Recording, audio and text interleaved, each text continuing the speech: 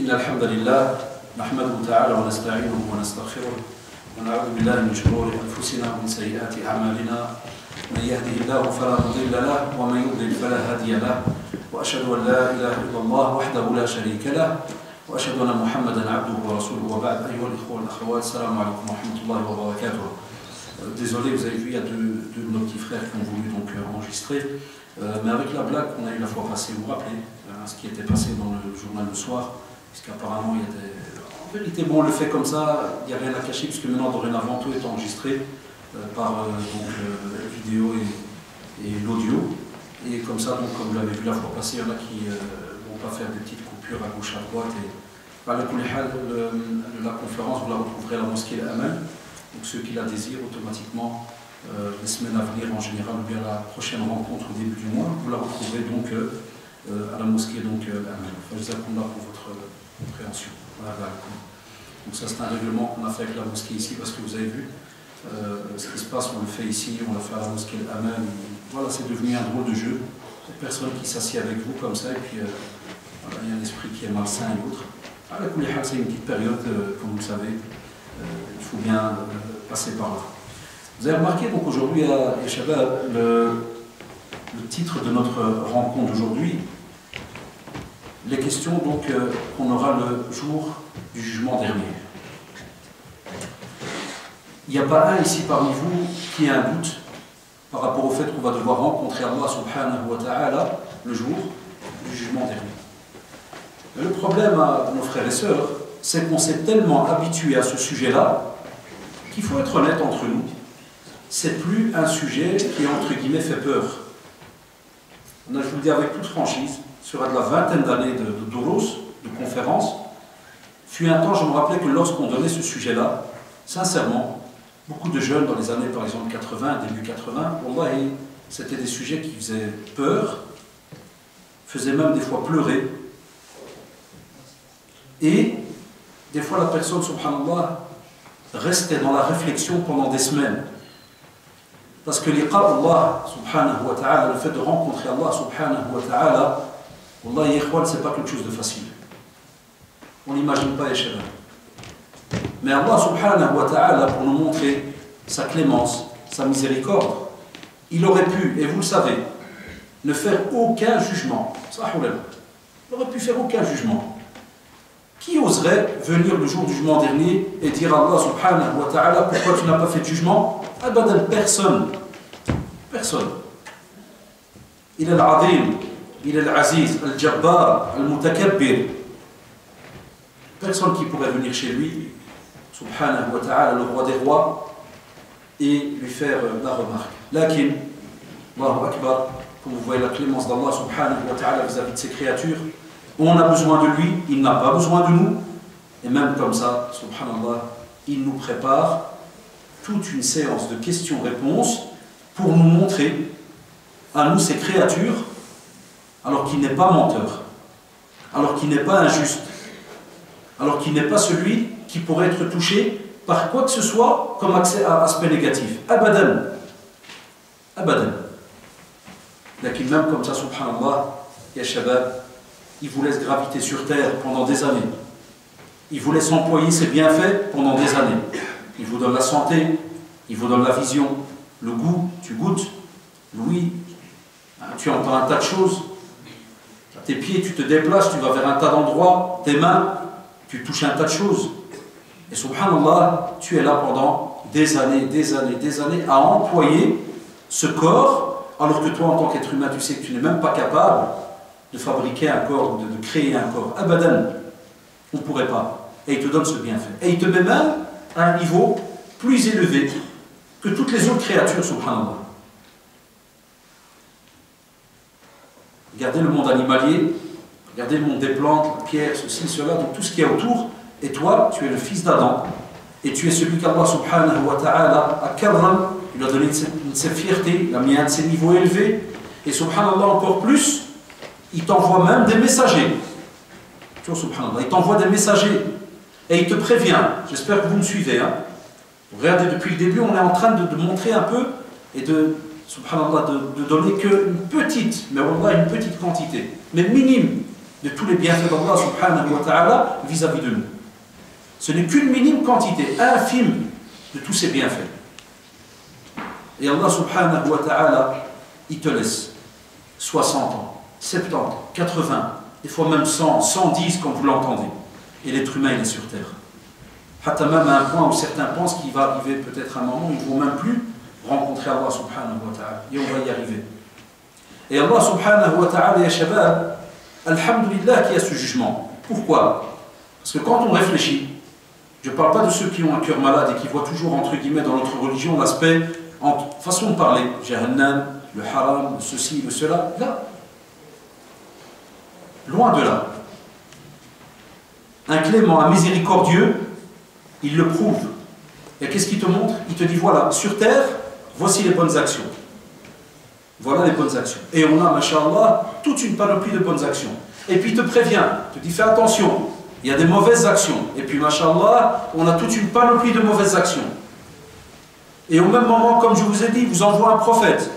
Le dernier des prophètes, Mohammed sallallahu alayhi wa sallam, et bien avant Mohammed, plus de 25 cités dans le Coran qui ont été envoyées à toutes les communautés. Et la même chose, subhanallah. Il montre, il guide. Et l'être humain, il est là de nouveau, en train d'user de tous les moyens que Allah subhanahu wa ta'ala lui a donnés sur terre. Lakin, on a soit une partie qui vit dans l'ingratitude totale. Pour eux, c'est à l'aise. Si je mange, c'est normal. Quand il y a quelqu'un, tu marches, il ne va pas te dire à la seconde, alhamdulillah, il va dire, ouais, pourquoi? C'est acquis. Satan, le shaitan, nous a tellement habitués à vivre avec ses bienfaits que certaines personnes sont étonnées si jamais on oserait leur dire que, par exemple, tel bienfait, non, c'est pas normal que tu l'as.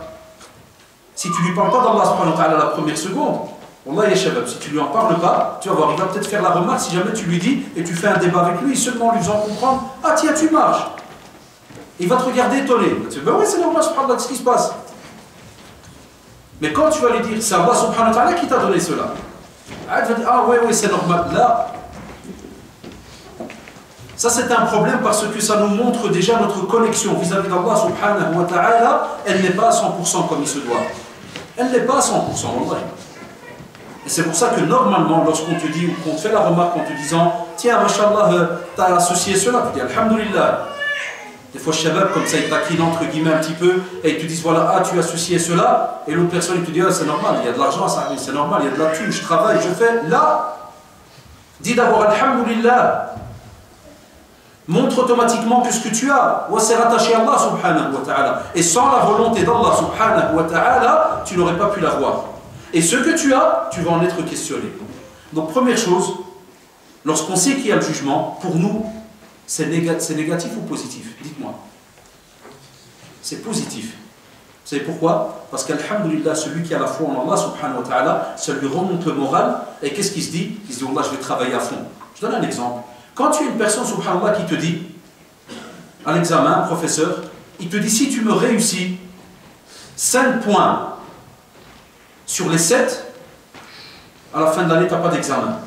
Qu'est-ce que tu fais? Bon, ça, qu'est-ce que tu fais? Ah, les 5, tu le réussis. Même si tu sais que 2, ils vont manquer. Mais subhanallah, tu vas apporter un de ces efforts mais incroyables pour avoir les 5. Pourquoi? Parce que ce qui prime dans ta tête, qui te fait plaisir, premièrement, la réussite, et deuxièmement, regardez pourquoi certains voient le jugement négatif et on va le voir. Parce que subhanallah, lorsqu'on va venir à cet examen et que tu vas le rater, et que tu vas devoir, pendant les vacances, pendant que certains se reposent, le Jannah, rappelez-vous, tous ces petits mots, on va les voir après. Pendant que certains se reposent, toi tu es fil adab, an-nar, et tu es là. Et tu es obligé de revoir des pages. Après tu te dis, tiens, mais le professeur, c'est vrai, il nous a prévenu. Il a dit, si on fait les 5 points sur les 7, il ne nous redemande pas d'autres. Mais si jamais on ne les fait pas, à la fin de l'année, qu'est-ce qu'il redonne? Tout. Tout. Est-ce que tu as le regret? Bon, là, tu as le regret. Sur terre, tu peux faire marche arrière. Dans l'au-delà, tu peux. Là. Wallah, tu reviens. C'est fini. Comme on dit chez nous, c'est fini. C'est trop tard. Tu pourras courir et appeler qui tu veux. Personne ne t'aidera. Ni ta mère, ni ton père. Même toi, tu n'aideras ni ta mère, ni ton père. Yawma yafirru al-mar'u. Yawma yafirru. Yafirru, ça veut dire, il n'a même pas été employé le mot marcher ou courir. Yafirru, ça veut dire, tu vas harab. Mais vraiment haram, ça veut dire les pieds là, tu vois les pieds, il se peut qu'ils vont toucher tes oreilles. Tu vas courir, tu vas te déguerpir. Devant qui, subhanallah?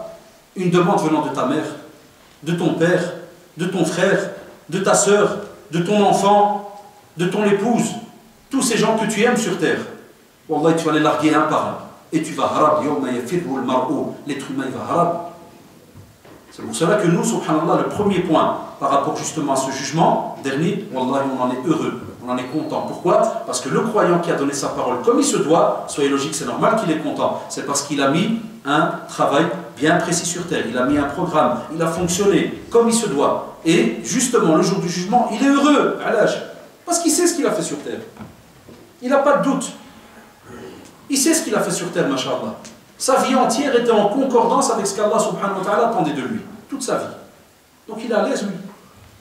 Deuxième aussi chose qui fait que ce jugement pour nous c'est important, c'est parce que, alhamdoulilah, le jugement nous laisse toujours une partie de notre tête rattachée à la crainte de commettre une erreur ou une désobéissance. Allahu Akbar. C'est comme ça que le musulman il fonctionne. Wallahi kullu bani Adam khata, et vous le savez, tout fils d'Adam, comme a dit le prophète, commet des erreurs. Les meilleurs, c'est ceux qui se repentent. Mais tout le monde, parmi nous, tout le monde ici présent, commet des erreurs. Lakin, alhamdulillah, le fait qu'on sait qu'il y a un jugement, qu'est-ce qu'on se dit? On se dit, Ya Rab, pardonne-moi, Ya Allah, je ne voulais pas faire cet acte. Ya Allah, et tu parles, tu discutes, tu demandes. Et subhanallah, chaque fois tu as ce qu'on appelle ce jugement, il n'est pas là, entre guillemets, pour te laisser vivre dans la paranoïa. Là, comme font certains jeunes, et on les voit, quand ils envoient des mails, ils tombent même dans l'ousouas. Le jugement n'est pas une porte ou une clé pour tomber dans l'ousouas. L'ousouas, pour ceux qui ne sont pas arabophones, c'est lorsque, par exemple, des fois, Shaitan vient chez toi, il te fait, tu viens de faire les ablutions, il te dit, t'as fait 3 ou t'as fait 1,5? Même pas 1. Des fois, il t'appelle encore plus, il va à 1,5. Puis il te dit, ok, tu vas aller prier, toi t'as fait que 1,5. Tu sais quoi, il vaut mieux que tu refais. Qu'est-ce qui est mieux? Tu refais ou bien tu viens avec 1,5? Tu dis, ouais, je vais refaire. Tu fais le savant avec lui, hein, comme un peu. Et tu parles avec lui, tu n'empêches. Bon, il est là, quelque part, mais bon, toi tu n'empêches avec lui, tu vas, tu refais. Pendant que tu refais, il est malin, qu'est-ce qu'il se dit? Il se dit, si je l'ai eu une fois, il y a moyen de 2 fois. Et puis pendant que tu fais, il ne va pas venir à la fin, mais pendant que tu fais, il va dire, attends, t'as oublié, c'est l'erreur que tu as fait tout à l'heure, c'était justement la bouche là tout à l'heure, là, tu as oublié. Ah, puis c'est vrai qu'il faut tout refaire. Puis, ah, tu refais, jamais 203, hein. On dit, reviens de nouveau. Mais quand? Pas pendant les ablutions. Au moment où tu vas faire Allahu Akbar, il va dire, et tes pieds? Ça, déconnexion totale. Si il est là, libre, mais Allah, il n'est pas là. Là, les pieds, là. Donc attention. Une erreur, ça ne doit pas devenir quelque chose où l'être humain se retrouve dans une paranoïa et on les voit dans les mails, je suis hypocrite, je suis foutu, je suis kada. Ce n'est pas toi qui fais le jugement. Toi tu peux, comme a dit Imam Khattab, juge-toi avant d'être jugé. Naam. Pesez vos actions, voyez un petit peu. Là tu peux, c'est vrai, là des fois le soir tu peux être assis en te disant, subhanallah, cette journée elle est passée à quoi? Vous vous rappelez, on en a parlé il y a quelques mois, nos actions dans la balance. Il faut coller un peu les sujets. Vous avez remarqué, ils se suivent, hein, nos actions dans la balance. Et pose-toi alors la question, dis-toi, c'est vrai, j'ai fait telle et telle chose, tiens, bismillah, regardez, positif, ya shabab. Positif, parce qu'Allah subhanahu wa ta'ala, regardez, ça c'est toute la première partie avant d'arriver chez lui. Allah subhanahu wa ta'ala, ya shabab. قل يا عبادي الذين أسرفوا على أنفسهم لا تقنطوا من رحمة الله لا تقنطوا من رحمة الله إن الله يغفر الذنوب جميعا لا تقنطوا. C'est-à-dire Allah subhanahu wa ta'ala, il appelle ceux qui ont commis un tas d'erreurs, mais ils sont encore sur terre. Attention. S'ils arrivent auprès d'Allah subhanahu wa ta'ala, c'est trop tard. Ils sont encore sur terre. Ils ont fait un tas de choses, un tas de mauvaises actions. Et Satan, il vient chez eux, il leur fait comprendre que c'est foutu. Et Allah subhanahu wa ta'ala, il vous prévient à plus de 1400 ans. Il te dit, La taqnatu min rahmatillah. Ne désespère jamais de la clémence d'Allah subhanahu wa ta'ala. Tu as fait une erreur, tu es sincère, tu reviens vers Allah subhanahu wa ta'ala, reviens. Tu me dis, je l'ai refait, monsieur Allah, le lendemain, je l'ai refait. Reviens vers Allah subhanahu wa ta'ala. Commence alors à poser la question à d'autres amis qui sont autour de toi. Demande de l'aide, avance. Pourquoi? Là, c'est bien, tu prépares ce jour. Tu prépares ce jour où là, c'est trop tard, tu ne peux pas faire de marche arrière. Ah ben maintenant, Allah, vous n'avez pas d'excuses les jeunes. Tout ce que vous êtes en train de faire est compté. Les anges notent toutes les bonnes actions et les mauvaises actions. C'est pour ça, ça c'est le deuxième point. Donc la crainte, subhanallah, de commettre, de tomber dans une désobéissance. Et troisièmement, la consolation, subhanallah, du croyant à la fin de cette tâche qui est noble et qui est l'adoration d'Allah subhanahu wa ta'ala. Wallahi, comme on le verra, tu seras heureux. Tu arrives, on te donne tes archives, mashallah, d'une certaine manière, et tu as un visage resplendissant. Tu souris. Rien à voir avec le mois de juin à l'école. C'est fois 1 million, 1 milliard. On a déjà, il y a des êtres humains, subhanallah, au mois de juin, des fois il n'était pas sûr est-ce qu'il réussit ou pas, parce qu'il a déjà eu quelques échecs, kada. Et subhanallah, quand tu entends, ils disent Monsieur Ben Abdelrazak réussit, le type s'attache au plafond. Ah, le roi, tout kada, il te nie même. Il y a 2 secondes, il était là, c'est fini, il n'y a plus d'herbe, il n'y a plus rien. Ah, je l'ai, il court. Il appelle déjà Dren. Ceux qui sont bien, il appelle Dren, il va leur dire Alhamdulillah, Allah subhanahu wa ta'ala m'a sauvé. Alhamdulillah, j'ai fait un effort. Inch'Allah, on va se rencontrer ce soir. Jam'a, on va en parler. C'est beau tout ça. Dans l'autre dernier, oui, j'ai de la voiture. On s'en prend un autre groupe. Ah oui, c'est bon. Ah, 2 mois de chat, il n'y a rien. Pas de cours, j'ai réussi. Et vous allez avoir comme ça plein de catégories. Chacun comme moi. Ça, c'est sur terre. Je vous demande, dernier, il n'y a pas loi de il n'y a pas. Changement dernier, il n'y a pas service de remédiation, service social de l'école, ministère, fini. Tu as réussi, c'est bon, tu as raté. Fini, il n'y a plus. Alors, subhanallah, est-ce qu'on est fou? Drôle de question, mais est-ce qu'on est fou? Avec tout ce que je viens de dire, il y en a qui commencent à avoir des doutes. Parce que je n'aurais pas fait cette intro, certains m'ont dit, mais non, c'est pas fou. On est là en face de vous, on est. Et wallah, je crois que quand on réfléchit petit à petit, même moi qui vous parle, quand vous voyez courir à gauche à droite, wallah, il y a encore plein de manquements. Plein de choses qu'on doit encore faire et si on pouvait avoir des semaines de 8 jours, on les aurait employés. Et on est là en cours. Certains parmi vous la même chose. Alors, ils courent, les cours par-ci, par-là, kada. Lakin, subhanallah, il y a un bon paquet de la communauté qui est à l'aise, qui est rassuré même, qui croit même que tout est à l'aise, qui croit même que tout est acquis. Et je fais tout le temps le test avec les élèves, souvent. Le paradis, tout le monde qui lève la main. Là, il n'y en a pas un qui fait comme ça. Tout le monde. Jahannam, personne qui lève la main. À quel prix? Tout le monde fait ça. Un âme.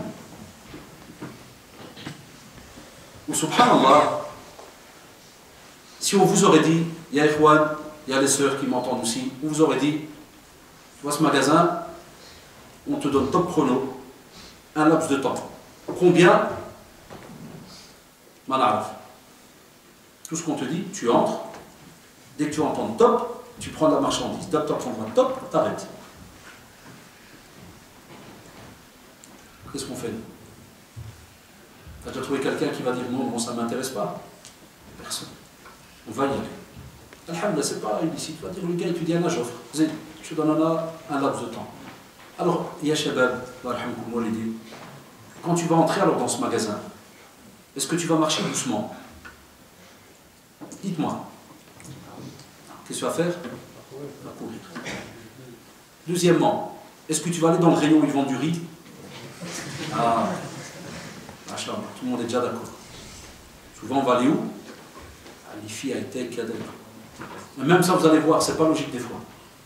Et l'exemple que je viens de donner, Wallah, tu peux le retraduire, mais en acte d'adoration.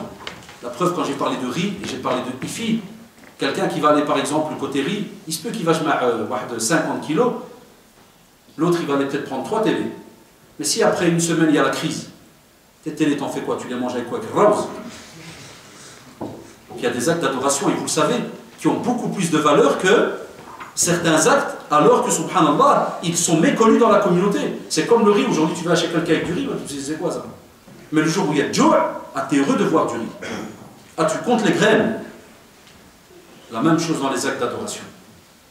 La même chose avec le jeu que je vous ai expliqué, ça c'est un simple exemple. Allah est seulement sur terre. Amma Allah subhanahu wa ta'ala, vous savez. Aucun exemple que les êtres humains donnent ne pourrait arriver aux exemples qu'Allah subhanahu wa ta'ala nous donne. Et même comme ça on te dit, c'est le même entre guillemets jeu. Ça veut dire quoi? Ça veut dire que tu es sur terre. Et on ne te dit pas combien de temps. Mais on te dit tout simplement Kullu nafsin dha'iqatul maut. فَمَنْ يَعْمَلْ مِثْقَالَ ذَرَّةٍ خَيْرًا يَرَى وَمَنْ يَعْمَلْ مِثْقَالَ ذَرَّةٍ شَرًّا يَرَى. C'est tout ce qu'on te dit. En tout cas, cours. Kullu nafsin dha'iqatul maut, tout âme va goûter à la mort. Donc on ne te donne pas le temps. Tu dis top chrono. Yallah, ish. Ish fi dunya, vas-y, cours. Et après on te dit celui qui aura fait le plus petit grain de moutarde, tout petit, il va le voir. Quand ça, le jugement dernier, à la fin de ta course. Et celui qui aura fait le plus petit grain de moutarde, de mal, il va le voir. Quand ça? À la fin de sa course. À la fin de ta vie, la mort. Et tu vas voir, ya ikhwan, vous allez voir les choses déballer à une vitesse incroyable. Vous n'allez pas voir les choses passer. Demandez à ceux qui ont assisté à la mort de quelqu'un, comme nous, un de nos proches, Kada, Yassi, ou bien des fois un ami, tout, vous allez voir. Des fois tu es assis avec la personne, ça c'est quand tu as l'occasion de parler avec lui. Maintenant on arrive à la deuxième partie, ça c'est quand tu as l'occasion de parler avec lui. Et il est malade, il est sur son lit de mort. Et tu parles, lui il est là, na'am, na'am. Toi par exemple, des fois tu te lèves rien pour aller chercher un verre d'eau, ou bien des fois comme on a déjà eu la blague, tu te lèves pour aller prier dans la chambre, dans un coin, tu termines cela, toi tu reviens normal, tu es déjà déconnecté, parce que tu es assis à côté de lui depuis 2 heures, tu t'assis, et oh, ça va, Kada, puis il bouge pas, tu te dis, ah il dort, je vais le laisser se reposer, tu te couches comme ça à côté de lui, des fois tu te lèves, l'infirmière vient, excusez-moi, mais il est mort monsieur. Voilà. Ça ne prévient pas. Chez certains, il n'y a pas de cri, il n'y a rien. Parce qu'il y a plein de jeunes qui ont en tête comme ça, ils croient que c'est directement des cris et des étirements ou roi, tout cas. Là, il y a des personnes, c'est même, ça peut être votre frère, votre soeur, en plein sommeil, ta mère, ton père. Tu rentres dans la chambre, ça va, toi bien, laisse, Kada, tu te jebbes, Dadi, parti. Comme il y a quelques années, un ami très très proche à moi, parce qu'il il rentre à la maison, sa mère lui dit, la nourriture elle est prête. Il est rentré du travail, il a dit, la nourriture est prête. Il a dit, oh, je monte maintenant, je me change, je descends. Il monte, descend. Il monte, ils sont montés, ils l'ont trouvé mort par terre. Voilà, une hémorragie interne, problème à l'estomac, un trou, la machine, parti. Et vous savez, il y a comme ça plein d'exemples. Ça, c'est que les exemples où la personne part comme ça. Il y en a plein. Mais ça ne doit pas vous étonner parce qu'on est censé quitter cette terre. Et de différentes manières. Mais on espère que cela soit de la meilleure des manières. Pourquoi? Parce qu'on va te dire que parmi les premières questions qui vont commencer à Shabbat, c'est d'abord la tombe. Voilà un de nos premiers examens. Mais subhanallah, j'ai aimé certains, écoutez-moi bien, ils font une petite parenthèse et ils disent, attention, il arrive que des fois, avant même d'entrer dans ta tombe, au moment même de la mort, quand l'âme va commencer à quitter le corps, vous savez qui est présent aussi? Vous savez qui est là? Satan, Allah. Et des fois, il veut même, à la dernière seconde, te casser en te posant même des questions. Mais elle n'a rien à voir avec le sujet. Ça, c'est pour ça que je vous ai dit, c'est qu'une petite parenthèse.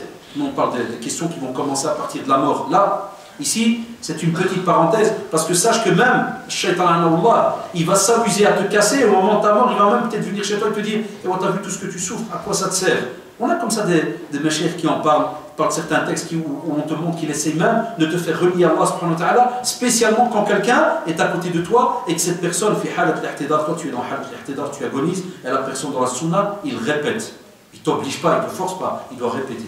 Et à côté de toi, tu dis Ashhadu an la ilaha illallah, Ashhadu anna Muhammadan rasulullah.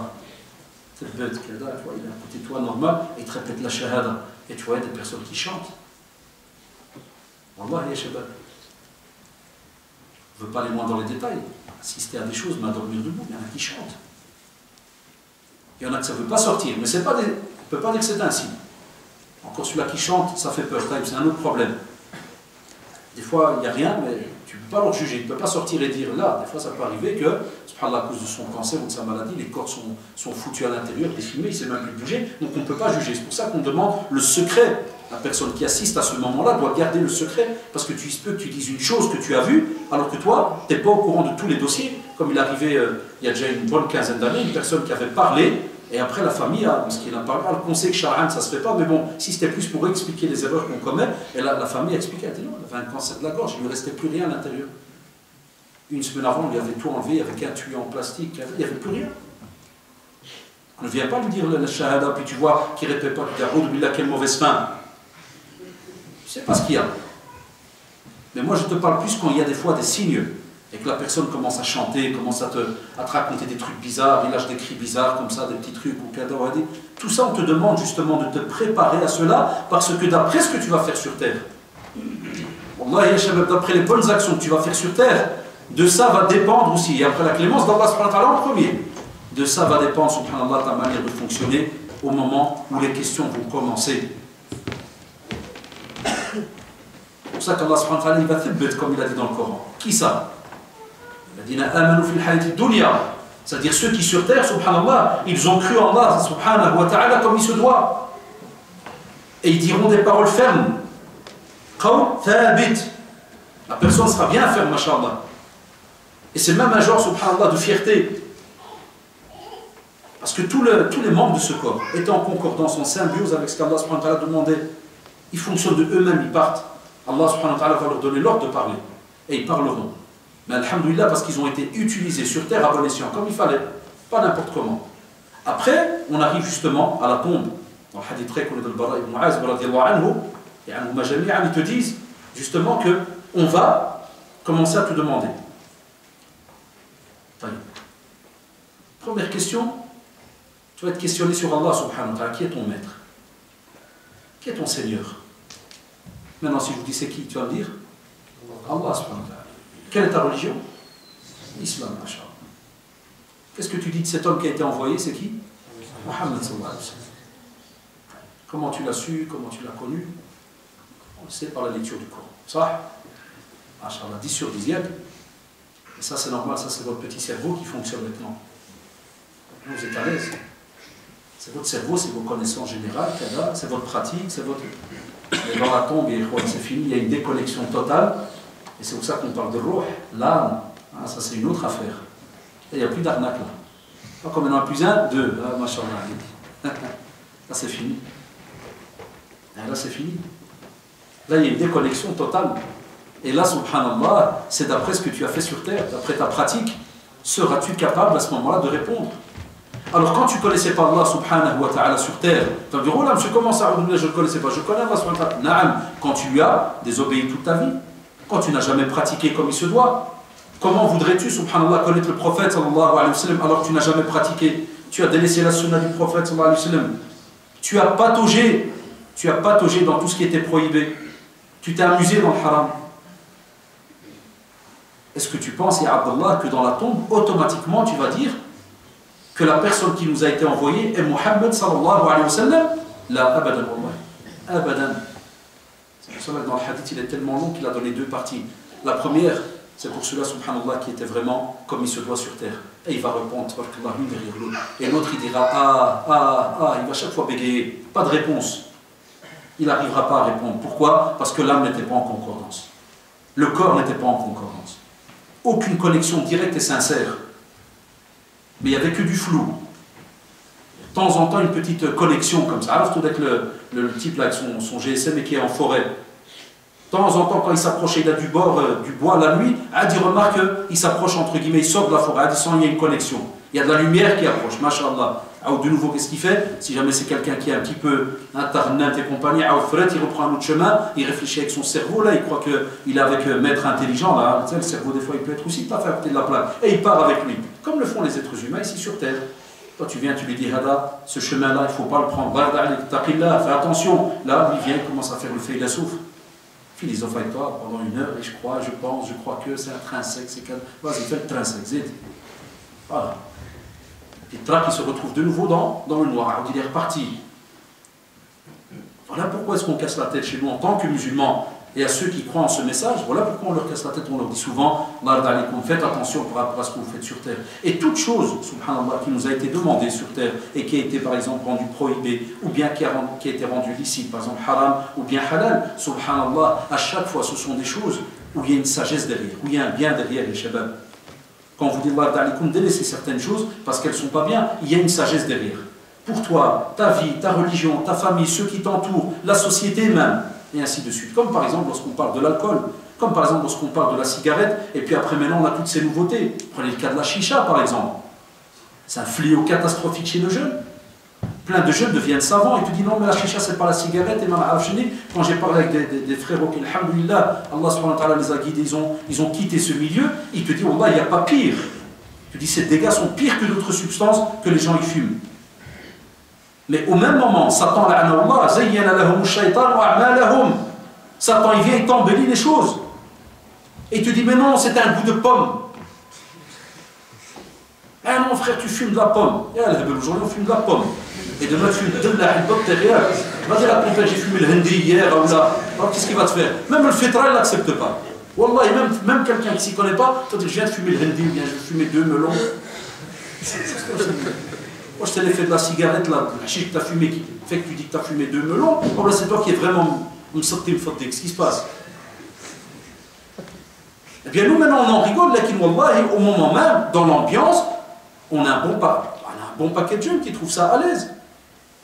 Et il y a même des bars à chicha qui se font des milliers et des milliers d'euros par soirée. Par soirée. J'ai même des jeunes qui viennent chez moi et me disent, Wallah, monsieur, on a des copains, voyez les deux là-bas, il faudrait leur parler, monsieur. Chaque semaine, ils grattent de leurs parents 5, 6, 7, 10 euros, jusqu'à ce qu'à minimum, ils ont 20 euros, c'est-à-dire 40 euros pour aller se taper une taf là dans le petit bar, la chicha. Vous savez très bien combien ça coûte. Combien ça coûte plus ou moins? Hein? Il y a un frère qui va parler, puis là. C'est pur, il m'a eu. Vous savez, un frère, combien? 3 euros. 3 euros pour un petit charbon. Combien il dure le charbon? Très mal. Lui, il a des problèmes parce qu'il a tellement fumé, ça ne s'arrêtait plus qu'il n'a pas calculé. C'est ça qu'il a un doute maintenant. Comme pour dire que je l'ai fumé, je ne sais pas combien ça a duré. T'as les mains, vous voyez. Non, mais imaginez-vous, les chéris. Pourquoi je vous dis ça? Parce que ce corps qu'Allah subhanahu wa ta'ala t'a donné, cette fierté que tu as en tant que musulman, tu es là. Tu es censé être un acteur dans la société, tu es censé apporter quelque chose. Et toi, subhanallah, tu es assis comme ça dans une pièce entre 4 murs. Et tu emploies cette amane à ce dépôt qui n'est pas ton corps, c'est pas le tien, il ne t'appartient pas. Tu dois le remettre à Allah subhanahu wa ta'ala comme il était. Et tu es en train de le massacrer pendant 1 heure, 2 heures. Et on va voir plus tard qu'est-ce que tu massacres d'autre. Donc les shabab, déjà rien que là, que penser de ceux qui ne pratiquent rien, ne se posent pas de questions. Voilà pourquoi certains, entre guillemets, quand on leur parle de la sunna, il y en a qui rigolent de cela. Tu dis, ouais, mais mon frère, arrêtez, purée, c'est des petits détails. Alors là, des fois, tu vas parler, par exemple, de l'habillement, on va dire, oh, purée, les gens ils crèvent dans le monde, et vous nous parlez de l'habillement. C'est pas parce que les gens crèvent dans le monde que tu parles plus de religion.